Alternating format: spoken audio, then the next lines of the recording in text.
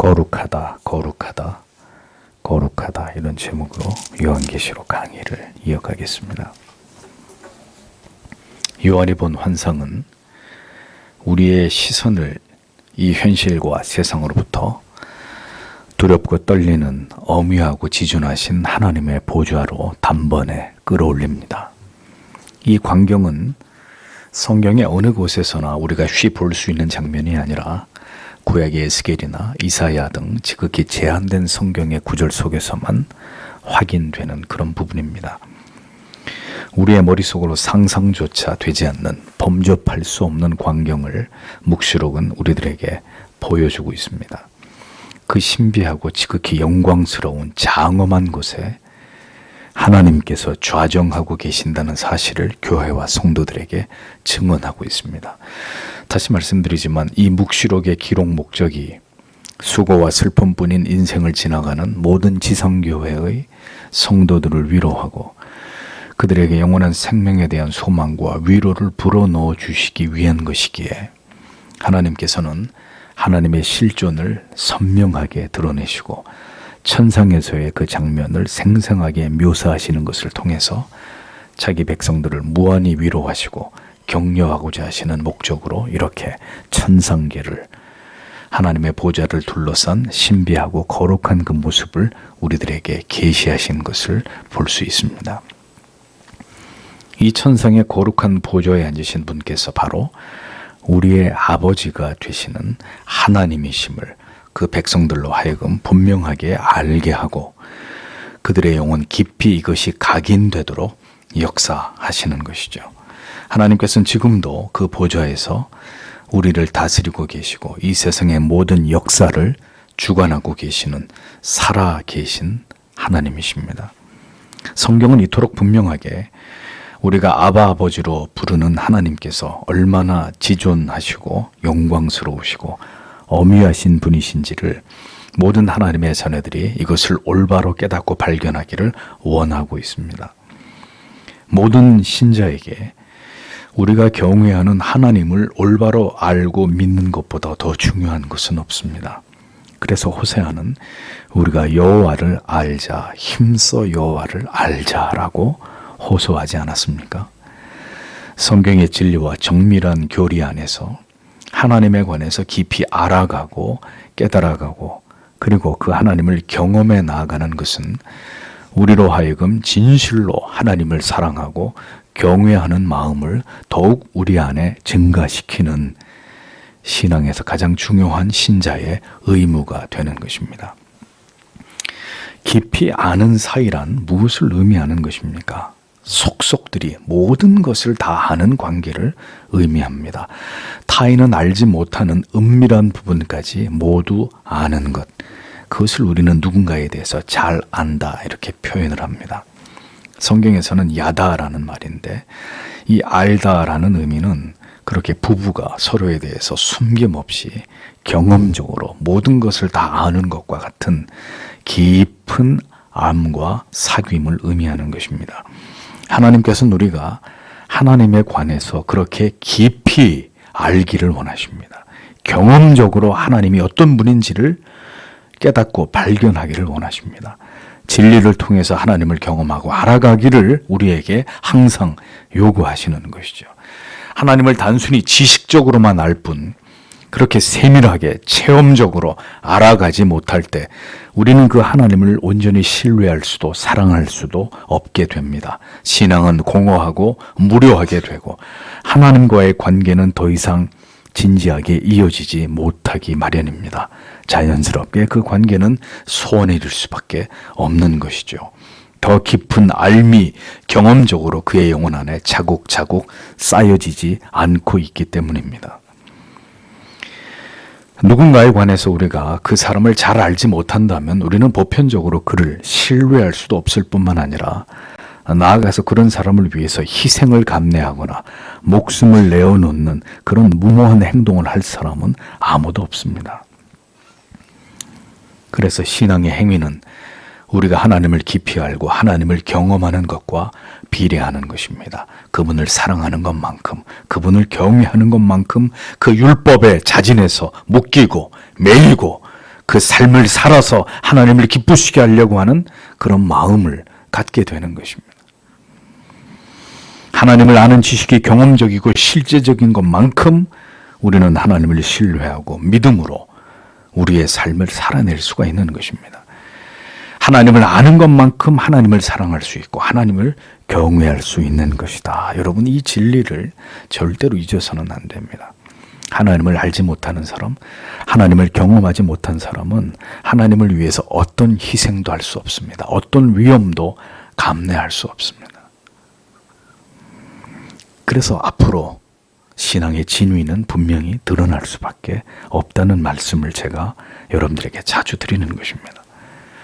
하나님에 대한 지식이 경험적이지 않을 때 하나님은 우리의 삶에서 그다지 중요하지 않은 존재로 밀려나 있다가 벼랑간 우리가 다급한 일을 만나게 될 때만 나를 도와주셔야 되는 신 정도로 인식될 뿐입니다. 나의 생명을 지켜주고 나의 병을 낫게 해주고 위기를 지나가도록 도와주고 간절한 소원을, 나의 기도를 들어주셔서 모든 일이 잘 되기를 바라는 데만 필요한 하나님으로 그 이상도 그 이하도 아닌 존재가 되고 마는 것입니다. 그 정도로만 하나님을 인식하게 될 때 정작 그 하나님을 경외하며 예배하며 하나님을 향한 우리의 사랑을 표현하고 증명해야 될 순간이 찾아올 때는 믿음으로 결연하게 반응하는 것이 아니라 인간의 이성과 사람의 단편적인 생각만으로 쉽 판단하고 결정해버리게 되는 이런 연약한 모습을, 무모한 모습을 나타내 보일 수밖에 없게 되는 것이라는 겁니다. 그렇게 분명하게 자신의 신앙을 드러낼 수 있는 하나님에 대한 그만한 견고한 믿음이 그에게는 찾아볼 수 없기 때문이라는 것이죠. 하나님을 잘 알지도 깊이 하나님을 사랑하지도 않기 때문입니다. 다급할 때만 나를 도와주시기를 바라는 정도의 그 믿음은 그래서 하나님을 향한 하나님께서 기뻐하시고 인정하시는 진정한 믿음일 수 없는 이유가 바로 여기에 있는 것입니다. 우리는 지난주에 이어서 이제 요한의 환상 속에서 보여지고 있는 장면들을 함께 더 깊이 들여다보려고 합니다. 6절을 보십시오. 그리고 보좌 앞에 수정 같은 유리바다 같은 것이 있었다. 그리고 보좌의 가운데와 보좌 주위의 앞뒤에 눈들이 가득한 네 생물들이, 이렇게 기록되어 있습니다. 요한은 환상 속에서 하나님의 보좌 주변에 보여지는 장면들을 묘사합니다. 그는 먼저 보좌 앞에 수정과 같은 유리바다가 보인다고 증언합니다. 에스겔의 환상 속에서도 이와 유사한 묘사가 등장하지요. 에스겔 1장 22절에 보면 그 생명의 머리 위에는 수정 같은 궁창의 형상이 펴 있어 보기에 심히 두려우며, 이런 말씀이 기록되어 있습니다. 이러보아 하나님의 보좌 앞에 바닥은 마치 수정같이 맑은 유리바다처럼 보이는 이런 풍경이 펼쳐져 있는 것을 알 수 있습니다. 솔로몬의 성전 뜰 앞에 놓인 거대한 놋바다를 연상케 하는 이 수정같이 맑은 유리바다가 하나님의 보좌 앞에 펼쳐져 있다. 자, 이것은 무엇을 의미하는 것일까요? 하나님의 능력과 광대하심을 보여주고 모든 피조물과 하나님의 거룩하신 존재의 완전한 분리됨을 의미하는 것입니다. 감히 우리가 다가갈 수 없는 그곳을 보여주는 것이죠. 하나님의 그 장엄하신 위엄과 초월적인 거룩하심이 이 유리바다처럼 보이는 만화경 같은 신비한 풍경으로 펼쳐져 있는 것을 요한은 바라보고 있었던 것입니다. 또한 이 유리바다는 악이 감히 범접할 수 없는 순수 그 자체이고 하나님의 심판의 기초가 되는 공법과 정의를 상징하는 것으로 볼 수 있습니다. 하나님의 초월적인 거룩하심과 엄위하신 주권을 이렇게 유리바다처럼 보이는 풍경, 신비한 풍경 속에서 우리는 느끼게 되는 것이죠. 다음으로 하나님의 보좌를 중심으로 안쪽으로 둘러선 네 짐승의 모습이 기록이 되어 있습니다. 네 생물이라고 번역된 원문의 테사라조아라는 단어의 의미는 정확하게 짐승이나 동물도 아니고 인간도 아닌 살아 존재하는 살아있는 어떤 생물체, 피조물을 가리킵니다. 그러나 이 네 생물이 구체적으로 무엇을 뜻하는지는 알 수 없습니다. 단지 이사야의 말씀과 에스겔의 말씀을 통해서 추측할 따름입니다. 이사야 6장 2절에 보면 스랍들은 모셔 섰는데 각기 6날개가 있고 그 둘로는 그 얼굴을 가리웠고 그 둘로는 그 발을 가리웠고 그 둘로는 날며 이렇게 기록되어 있습니다. 또 이와 유사한 생물의 형상이 에스겔 1장에도 스랍이라는 단어로 기록이 되어 있는 것으로 보아 이 네 생물은 하나님의 통치를 돕는 중심적인 위치에 있는 영적인 존재로 그렇게 우리가 이해할 수가 있습니다.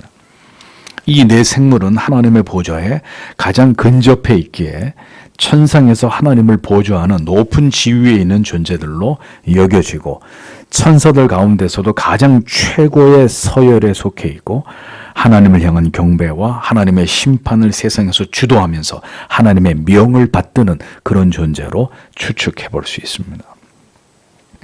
계시록 4장은 경배와 하나님의 영광과 위엄에 집중되어 있고 이제 이 묵시록의 나머지 부분에서 다루어질 하나님의 두려운 심판에 대한 주제를 예비하고 있는 차원에서 이 같은 존재들이 이제 등장하고 있는 것을 우리에게 보여주는 것입니다.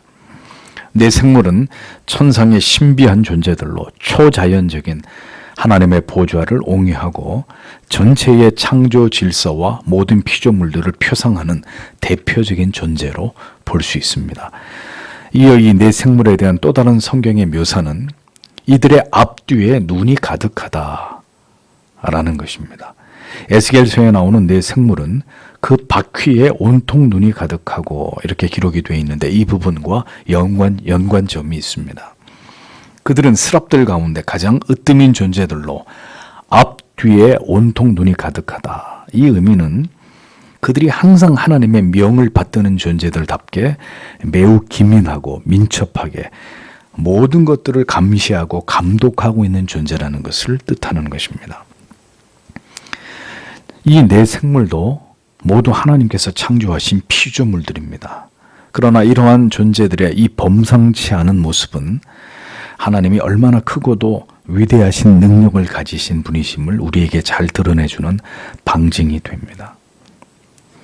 하나님께서 인간만 창조하신 것이 아니라 하나님을 옹위하고 하나님의 심부름을 행하도록 이처럼 신비한 영적인 생물체들을 창조하셔서 그들까지도 하나님의 계획과 뜻 안에서 통치하시고 지배하시고 그들을 통해서 하나님의 일들을 이루어 가고 계시는 참으로 하나님은 위대하신 능력의 전능자이시다라는 것을 성경이 우리에게 보여주고 있는 것이죠.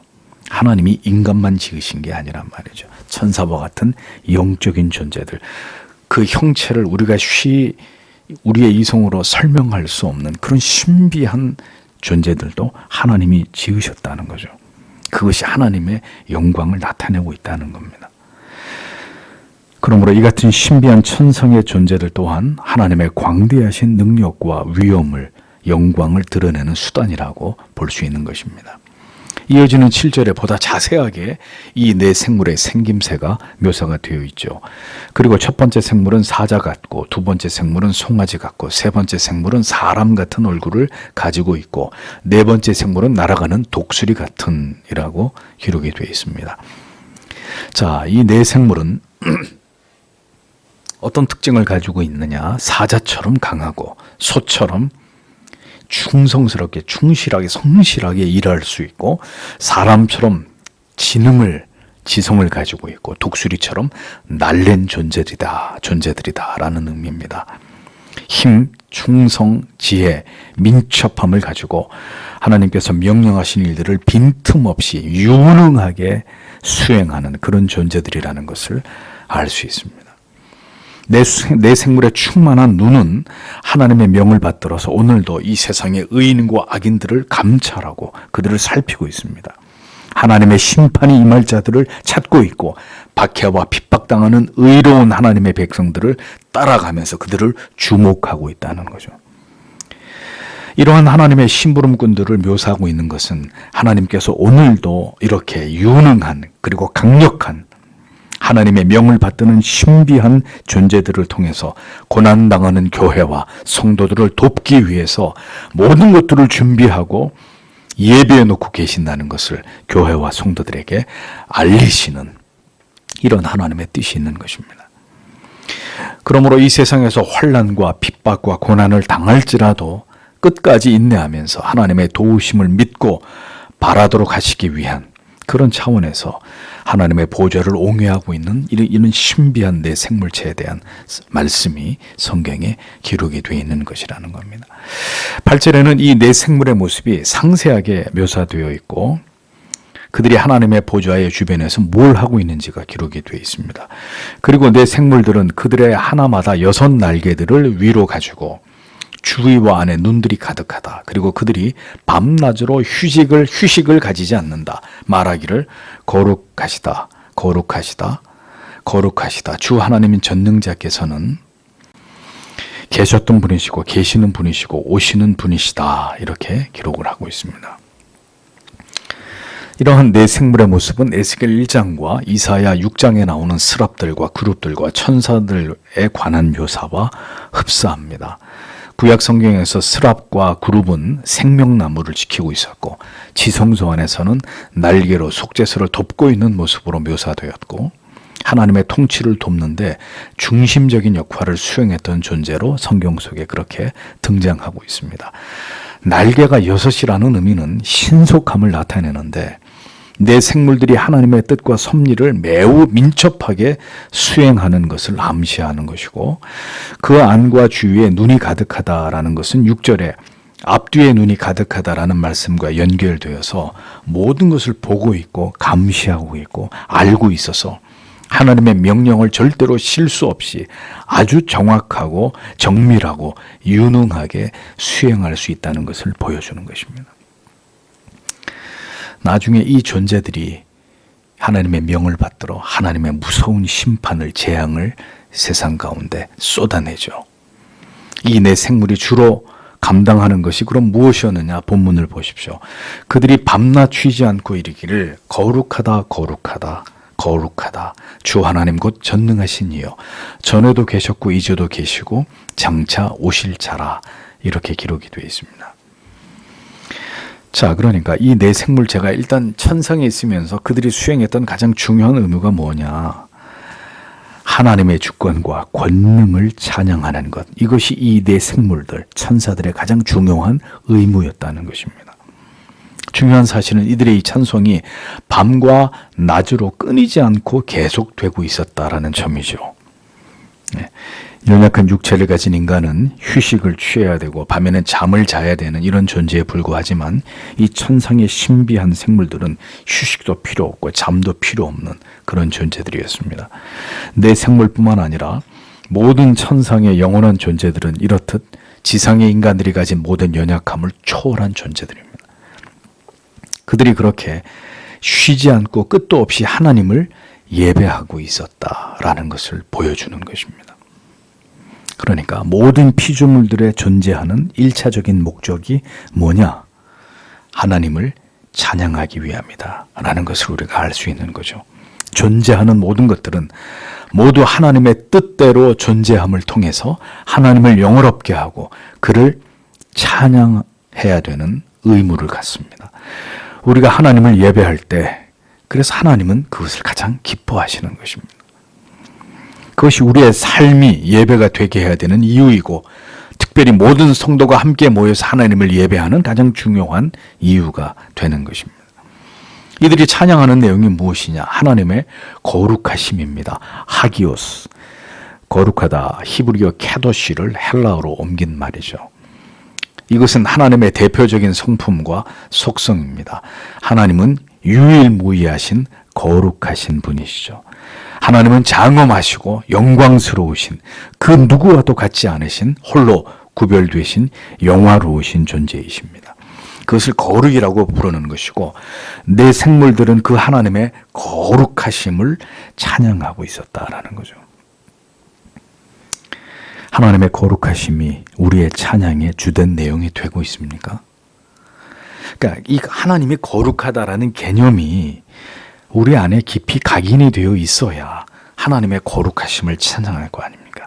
하나님이 인간과 달리 그분은 정말 거룩하시고 존귀하신 참으로 영광스러운 존재라는 것을 우리가 우리의 오성이 그것을 느끼고 경험해야 그 하나님이 거룩하다는 사실 앞에 무릎을 꿇게 되는 거죠. 그 하나님의 거룩함을 찬양할 수 있는 것이죠.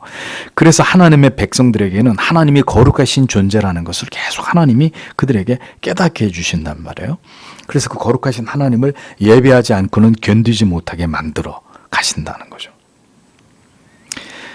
이것이 우리가 성경의 진리와 오성으로 하나님을 깊이 알고 경험하고 그 지식을 바탕으로 하나님을 예배하게 되는 중요한 이유가 되는 것입니다.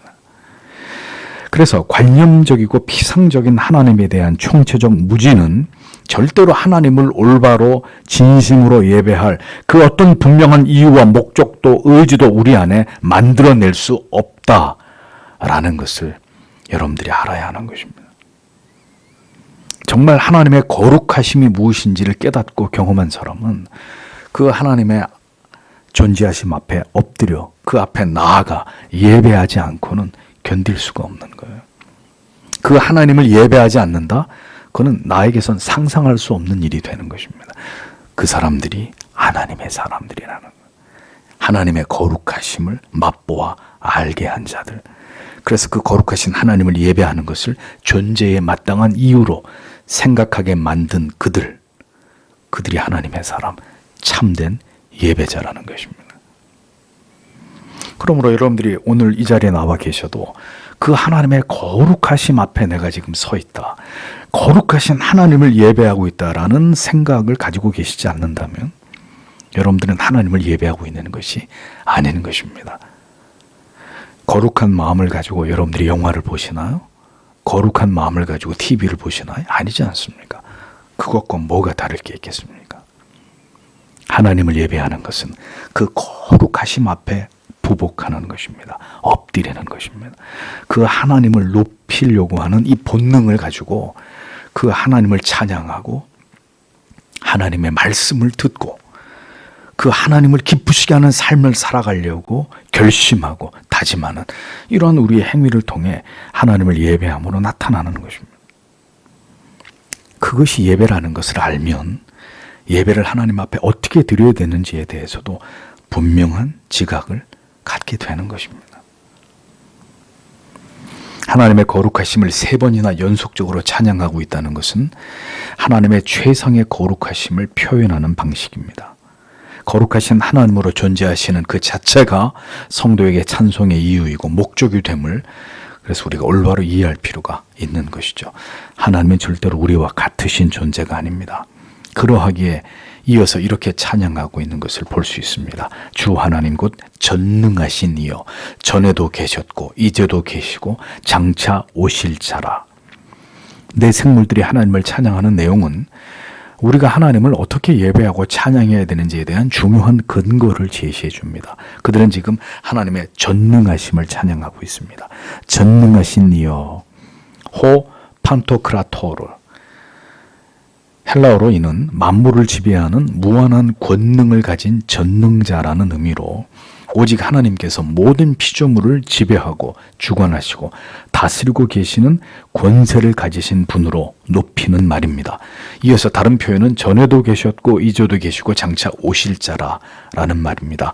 호 엔타이, 호 온카이, 호 에르쿠메노스 이런 헬라 말인데 즉 하나님은 모든 시대를 시간을 초월해서 존재하시는 분으로 옛적에도 계셨고 지금도 계시고 앞으로도 다시 오실 전능하신 분이시다.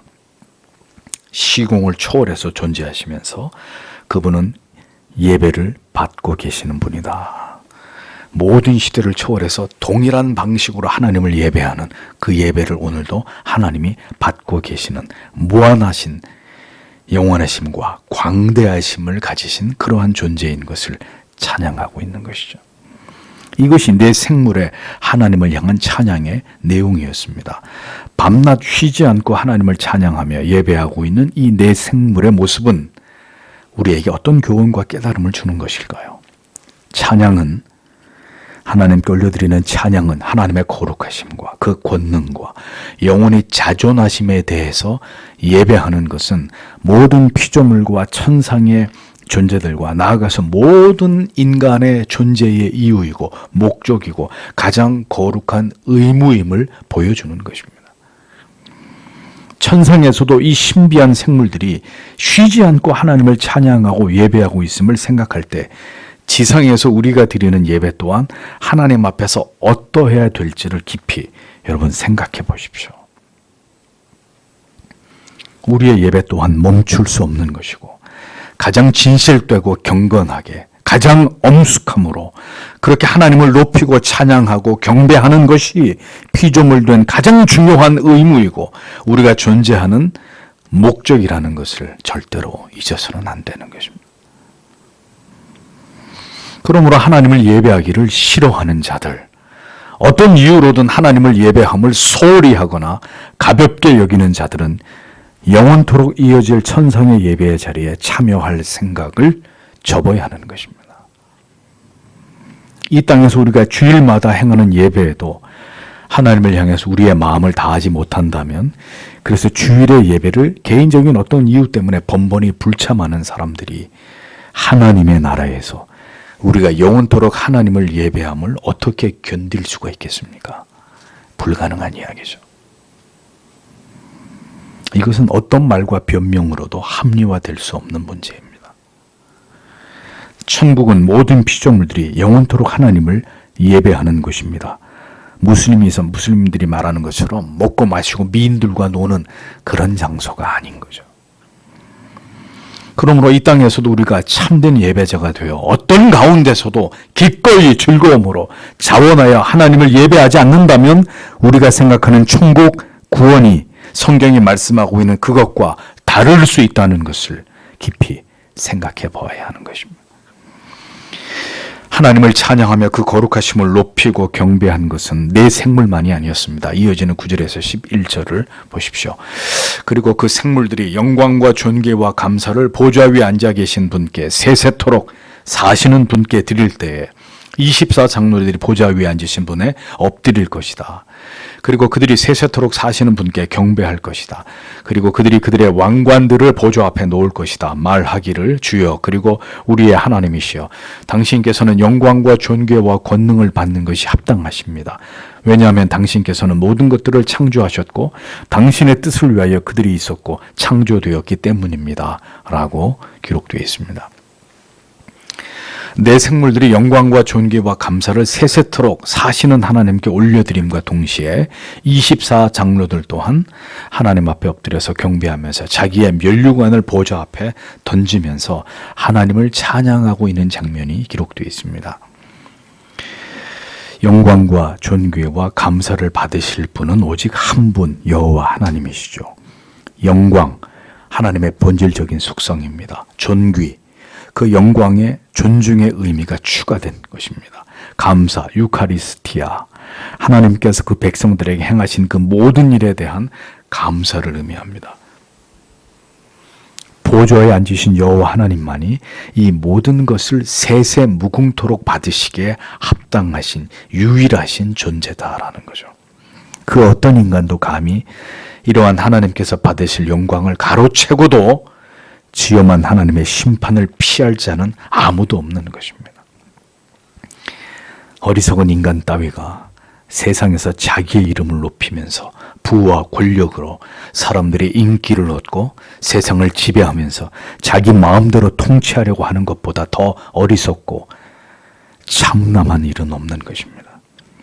하나님의 영광을 가로채다가 하나님의 심판하심으로 충이 먹어 죽은 헤롯을 기억하십시오. 자기를 가장 빛나게 치장하려는 자는 지옥의 가장 밑바닥에서 영원히 고통을 당하게 될 것입니다.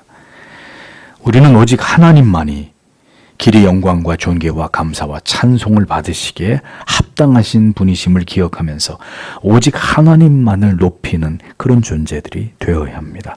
그것이 우리가 이 땅에 존재하는 이유이고 성도의 본분이기 때문입니다. 하나님께서는 자기의 영광을 가로채는 자들을 반드시 멸하시고 그들에게 진노하시는 분이십니다. 그들이 바로 불신자들이고 적그리스도적이고 참으로 하나님께 용서받을 수 없는 그런 죄인들이라는 것을 잊지 말아야 되는 거죠. 하나님의 존재를 부정하는 자들, 하나님이 받으실 그 영광을 이 땅을 살아가면서 나를 위하여서 살아가는 삶으로 다 자기의 인생을 허비한 그런 자들. 하나님이 용서하지 않는 사람들입니다. 24 장로들이 자기들이 쓰고 있던 면류관을 하나님의 보좌 앞으로 던지는 행위는 하나님에 대한 절대적인 복종과 충성을 의미하는 것입니다. 면류관을 던지는 행위는 보통 전쟁에 패한 왕이 그 나라를 정복한 왕에게 보이는 모습입니다. 그러므로 24 장로들의 이러한 행위는 전능하신 하나님 앞에서 자기들은 종과 같은 존재에 불과한 것을 나타내는 것으로 24 장로들이 하나님의 모든 피조 세계를 대표한다고 할 때 이 세상 우주 만물이 모두 하나님의 주권과 그 통치 앞에 복종하면서 영원토록 하나님을 경배함이 마땅한 존재들이다라는 것을 상징적으로 나타내고 있는 것입니다. 11절에 24 장로들이 하나님께 올려드리는 찬송의 내용이 기록되어 있죠. 찬송은 하나님께 드리는, 하나님께서 받으시는 거룩한 고백입니다. 다른 누구를 위해서 드리는 것이 아니라 하나님을 향해서 하나님께 드리는 것입니다. 계시록에 기록된 천성의 예배를 통해서 우리는 어떻게 하나님을 예배하고 찬양하는 것이 합당한지를 우리의 마음에 새겨야 합니다. 찬양은, 하나님께 드리는 존귀와 영광은 인간에 의해서 임으로 드려질 수 있는 것이 될 수 없습니다. 성경을 보십시오. 이 거룩하고 엄숙한, 숨조차 크게 쉴 수 없을 것 같은 이 어미엄 속에서 지존하신 하나님을 지극히 높이는 이 행위들과 이 고백들을 주의 깊게 보십시오. 그리고 우리들의 그것과 진지하게 비교를 해볼 필요가 있는 것이라는 거죠. 예배란 무엇이냐? 하나님께 드리는 찬양이란 무엇이냐? 우리가 이 성경을 통해 이런 것들을 정의해야 된다는 겁니다.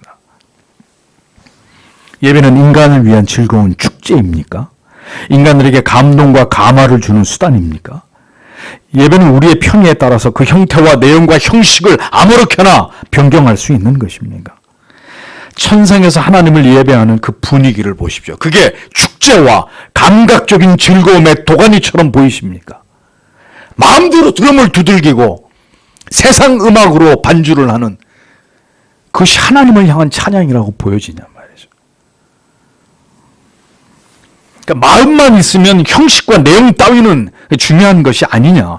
과연 하나님께서도 그렇게 생각하시겠느냐. 마음과 영혼이 거룩한 것에 기울어지지 않고 언제나 그 마음이 세상으로, 돈과 쾌락을 추구하는 것으로 가득 채워져 있다면 어떻게 마음과 생명과 뜻을 다해서 하나님을 예배할 마음과 그 예배를 통해서 하나님을 깊이 경험하는 일이 가능할 수 있겠습니까?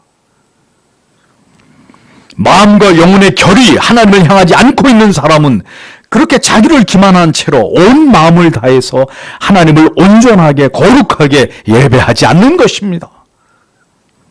그건 불가능한 일이 되는 거예요. 그런 자들에게는.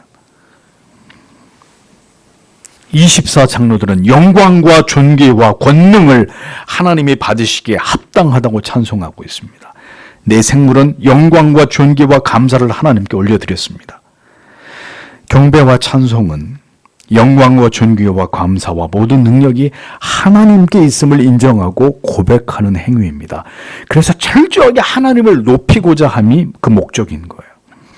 찬송은 인간에게 어떤 감각적인 감동이나 자기 연민의 감정이나 어떤 흥분됨이나 어떤 슬픔을 자아내는 것에 그 목적이 있지 않습니다. 오직 하나님을 높이고 그 하나님의 영광과 존귀와 감사와 능력을 찬양하면서 예수 그리스도의 대속하신 그 사랑과 은혜를 기리고 높이는 것에 있는 것입니다. 그러므로 이러한 내용에 부합하지 않은 것은 결코 하나님을 향해서 드려지는 찬송이 될 수 없는 것입니다. 많은 CCM의 가사나 복음성의 내용은 모두 자기 간증이나 고백적인 것이 대부분입니다. 그러니까 자기가 받은 느낌, 하나님에 대한 인간의 감정을 표현하는 것이 주류들입니다. 그러므로 이런 노래들은 기독교인들의 삶 속에서 그냥 문화의 한 부분으로 우리가 향유할 수 있는 정도의 것으로 우리가 여기는 것이 마땅한 것이죠. 이러한 내용의 곡과 세속의 음악의 장르를 입힌 노래들이 예배 중에서 하나님을 경배하고 높이고 그 영광을 찬양하는 방편은 될 수 없는 것입니다. 예배는 그렇게 가벼운 것이 아니에요. 인간이 즐기고 감동받고 우리를 위한 것이 아니란 말이죠. 그러니 여기는 왜 그런 찬양이 없냐고, 왜 이렇게 딱딱하냐고, 그러면 딱딱하지 않은 곳으로 가시든가, 그래서 사람을 찬양하고 예배하는 그것의 즐거움을 맛보시든지, 예배가 뭔지에 대해서, 찬양이 뭔지에 대한 이해와 정의가 없으니까 그런 무시한 말들을 하는 것입니다. 찬송의 모든 가사는 철저하게 하나님의 속성과 성품을 높이고 기리는 것이 되어야 합니다. 그것을 바로 천상의 예배가 우리에게 보여주고 있는 중요한 교훈인 것이죠. 우리는 바로 그러한 예배를 하나님께 드려야 합니다. 우리에게 즐겁고 우리의 감성만을 자극하는 노래가 아니라 지극히 높으신 하나님의 영광과 존귀와 감사와 능력을 찬양하는 가사와 노래로 하나님을 높이는 것이 지극히 마땅한 것이라는 거죠. 그래서 우리는 시편을 찬송하는 것입니다. 24상노들은 영광과 존귀와 능력을, 권능을 하나님께서 받으시기에 합당한 이유를 다음과 같이 설명합니다. 한글 성경에는 생략되어 있는데 11절의 하반절 앞에는 왜냐하면이란 접속사가 삽입되어 있습니다. 즉 영광과 존귀와 능력을 받으셔야 되는 그 이유를 이하에서 덧붙이고 있는 거죠. 주께서 만물을 지으신지라 만물이 주의 뜻대로 있었고 그 지으심을 받았나이다, 이렇게 기록하고 있습니다. 하나님께서 만물을 창조하신 분이시고 또 그 모든 만물이 창조하신 하나님의 뜻대로 존재해 오고 있고 그 모든 것들이 하나님에 의해서 지음을 받았기 때문에 하나님께서는 마땅히 영광과 존귀와 능력이 모두 하나님께 있음에 대해서 하나님이 찬양을 받는 것이 마땅한 것이다, 이렇게 기록하고 있는 것입니다. 존재하는 이 모든 우주 만물은 결코 우연의 진화의 산물이 아닙니다. 하나님이 창조하신 하나님의 피조물들일 따름입니다. 그러므로 하나님을 부정하는 진화론이나 유물론을 신봉하는 인본주의적 관점은 결코 성경의 진리와 양립될 수 없다는 것을 성도는 분명히 알아야 되는 것입니다. 하나님이 이 우주 만물을, 인간을 창조하셨습니다. 그리고 그것은 철저한 하나님의 계획과 섭리와 뜻에 의해서 창조되었고 지금도 존재하고 있는 것이고 앞으로도 그렇게 하나님의 뜻 안에서 존재할 것입니다. 그래서 모든 역사는 인간에 의해서 쓰여지고 있는 것이 아니라 하나님의 주권과 섭리와 뜻에 따라서 진행되고 있는 것입니다.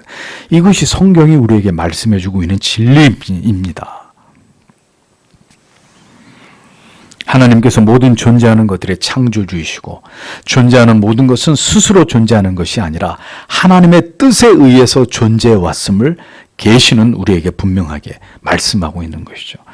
그러므로 인간은 결코 우연의 산물이 아니라 과거와 현재와 미래에도 인간에 의해서 진화되고 있는 것이 아니라 하나님의 뜻 안에서 역사는 그렇게 흘러가고 하나님에 의해서 생성되고 있는 것일 뿐이라는 거죠. 이 모든 것의 주체가 되시는 하나님이시기에 유일무이하신 이 위대하신 하나님께 모든 영광과 존귀와 능력이 세세토록 하나님께 있음에 대해서 찬송을 받으시기에 그분은 합당하신 것이라는 것. 그래서 로마서 11장 36절은 이렇게 기록합니다. 이는 만물이 주에게서 나오고 주로 말미암고 주에게로 돌아감이라. 영광이 그에게 세세에 있으리로다. 존재하는 모든 것이 하나님의 것입니다. 진화와 우연의 산물이 아니라 인간이 절대로 그 주인공이 아니라 그래서 인간을 신봉하고 떠받드는 모든 사상은 모두 사탄의 속임에서 비롯된 사악한 거짓일 뿐인 거예요. 그리스도인이 어찌 인간을 신봉하고 인간을 하나님의 자리에 올려놓고자 하는 모든 사상과 철학을 지지하고 그러한 주장을 하는 자들과 뜻을 함께할 수 있다는 말입니까? 불가한 일이, 있을 수 없는 일이에요. 그러면 그 사람은 그리스도의 사람이 아닌 거예요. 그리스도의 사람은 절대로 인간을 높이거나 인간의 존재의 우월성을 신봉하는 자들이 아닙니다. 사람 안에서 무한한 가능성을 이야기하는 그런 사람들이 아닙니다. 인간은 단지 하나님에 의해서 피조된 존재일 뿐이고 그 밖에 존재하는 모든 만물 또한 결코 저절로 존재해 온 것이 아니라 하나님의 권능과 섭리와 보존하심 가운데서 오늘까지 존재하고 있을 따름이다라는 거죠. 성도는 이러한 성경의 진리를 통해서 오직 여호와 하나님만이 가장 지존하시고 위대하시고 모든 영광과 존귀와 감사와 능력과 찬송을 받으시기에 합당하신 분임을 날마다 고백하고 그 사실이 우리의 경배와 찬송의 이유가 됨을 시인하고 고백하는 그런 사람들이라는 것입니다. 그것으로 세상과 인간을 숭배하는 자들과 판이하게 구별되는 사람들, 그들이 그리스도의 사람들이에요. 그들이 신자라는 것입니다. 성경은 이 세상의 주인이 하나님이심을 이렇게 분명하게 명시하고 있습니다. 인간이 있고 하나님이 존재하는 것이 아니라 알파와 오메가 되시는 하나님께서 영원 전부터 존재해 오셨고 그 하나님에 의해서 인간이 이 온 우주 만물이 피조되었다는 것을 분명하게 밝히고 있습니다. 따라서 존재하는 모든 것의 기원이 되시는 창조주가 되시는 하나님을 경외하고 모든 존귀와 영광과 감사를 하나님께 돌려드려야 되는 거룩한 의무가 있다는 것을 뚜렷하게 말씀하고 있는 것입니다. 이를 거부하는 자들에게는 영원히 꺼지지 않는 두려운 징벌의 지옥불이 그들을 기다리고 있을 뿐이라는 거죠. 이 위대한 진리를 성경에 계시는 천상에서 내 생물들과 24장로들의 하나님을 향한 최고의 경배와 찬양을 통해서 모든 백성들에게, 지상의 교회들에게 이것을 가르치고 있었던 것입니다. 이 땅에서 어떤 고난과 핍박과 박해를 받게 되더라도 수고와 슬픔뿐인 인생을 지나가는 모든 시간들 속에서 우리의 주가 되시고 우리의 아버지가 되시는 위대하신 창조주 여호와 하나님의 존재하심을 기억하면서 우리의 존재는 잠시 이 세상을 머물다 소멸되고 사라져버리는 그런 존재가 아니라 이 세상에서의 모든 시간이 끝나면 하나님의 보좌가 있는 그곳에서 이제 영원토록 그 하나님께 영광과 존귀와 찬양을 올려드리면서 영원히 하나님을 예배하는 기쁨 속에 거하게 될 것임을 기억해야 된다고 성경에 계시는 우리에게 이것을 웅변해 주고 있는 것이라는 거죠. 우리는 유한하나 하나님은 무한하시고 인간은 결국 죽음을 당하게 되나 하나님의 백성들은 그 이후에 하나님과 함께 영생을 누리게 되는 존재가 될 것임을 기억하라고 우리에게 영생의 소망을 불어넣고 있는 것을 우리가 보게 되는 것입니다. 우리가 기억해야 될 진리는 오늘도 이 세상이 아무렇게나 존재하고 방향도 없이 흘러가고 있는 것이 결코 아니라 하나님의 분명하신 목적과 뜻과 그 방향대로 진행되고 있다는 사실입니다. 인간은, 여러분의 존재는 결코 우연의 산물이 아니라 하나님께서 창세전에 계획하시고 목적하고 뜻하신 대로 존재하고 살아가고 있는 자들이다 라는 것을 우리는 기억해야 합니다. 사람을 포함한 모든 피조물들은 모두 하나님께로부터 지음을 받은 존재들입니다. 이 피조물들은 반드시 그들을 존재하게 하신 분의 목적에 따라 존재하며 살아가야 합니다. 그 목적과 뜻에 부합하며 살지 않고 사람의 목적과 뜻에 따라 살아가는 것이 바로 죄이고 인생을 허비하는 악이고 여러분들을 불행하게 만드는 근본적인 이유가 되는 것입니다. 우리의 존재의 목적은 천상에서의 요한의 환상을 통해서 내 생물과 24장로들의 모습을 통해서 보듯이 영원토록 하나님을 예배하는 것입니다. 하나님께 영광과 존귀와 찬송을 세세무궁토록 올려드리는 것입니다. 그러므로 신자는 우리가 이 땅에서 살아가는 동안에 우리가 무엇을 하든 어떤 생각과 판단과 결론을 내리든 간에 그 모든 것이 하나님께 영광이 되는지를 언제나 가장 먼저 생각하는 자들이 되어야 하는 것입니다. 우리에게 안전한가 안전하지 않은가, 유익이 되는가 손해가 되는가, 우리에게 명예로운 일인가 불명예로운 일인가, 우리의 자존심을 지킬 수 있는 일인가, 그 모든 것을 포기해야 되는 일인가를 생각하고 논하기 전에 이 모든 일이 진정으로 하나님을 영화롭게 하고 지극히 하나님을 높여드리는 일인가 그렇지 않은가를 가장 먼저 생각하고 이것을 심사숙고해야 된다는 것을 잊지 말아야 합니다. 우리는 우리를 지으신 분의 뜻대로 존재해야 합니다. 내 마음대로, 내 생각대로가 아니라 이 시대가 여러분들에게 가르치는 대로, 내 하고 싶은 대로가 아니라 하나님의 뜻대로 하나님을 높이면서 하나님을 영화롭게 하는 삶을 이 땅에서 살아가야 될 의무와 책임이 있는 자들이라는 것을 잊어버리지 마십시오. 바로 그것이 우리를 하나님의 자녀로 부르셨고 이 땅에 교회를 세우신 하나님의 목적과 뜻이기 때문입니다. 이 어려운 시기에 우리는 무엇보다도 이 사람의 제일 된 존재의 이유와 목적을 생각해야 합니다. 그 어떤 불필요한 모든 논쟁을 피하고 우리의 신앙의 양심이 성경의 계시가 우리에게 명백하게 말씀하는 바 그 진리를 따라서 하나님을 향한 예배와 우리의 삶을 감당해 나아가야 하는 것입니다. 부디 그 뜻을 받들어서 하나님의 영광을 위해서 하나님을 예배하기 위해 살아가는 주의 백성들과 교회를 주님이 붙들어 주시고 세상 끝날까지 함께해 주신다는 것을 우리는 믿어야 할 것입니다. 오늘도 우리가 하나님을 경외하고 그분을 높이는 삶을 살아가고 있는가? 우리는 진정한 예배자인가?